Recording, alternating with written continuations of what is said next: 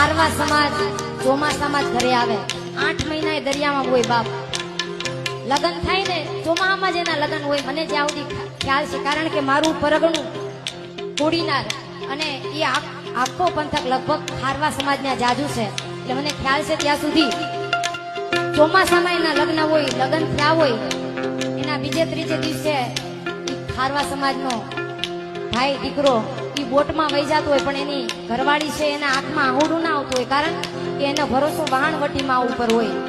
એ ઘરે અખંડ દીવો રાખીને બેઠી હોય કે માં, મારો ધણી છે એ રોજી રોટી માટે ગયો છે, તો એ દરિયામાં કોક દિવસ તોફાન નહીં આવશે, તો માં તું એની લાજ રાખજે. આ ખારવા સમાજ મોજ કરે છે ને, તો ઘરે એ લાજનો ઘૂમટો તાણીને મર્યાદાનો ઘૂંઘટ ઓઢીની અમારી માવડિયું બેઠી છે ને એના લીધે, કારણ કે અખંડ જ્યોત રાખીને બેઠી હોય કે હે વહાણવટી, હે દરિયાદેવ, મારા ધણીની રક્ષા કરજે. કારણ કે લગ્નના 2-4 દિવસોમાં જ એ વહાણવટું કરવા વહી જાય ત્યારે શું કહેતી હોય?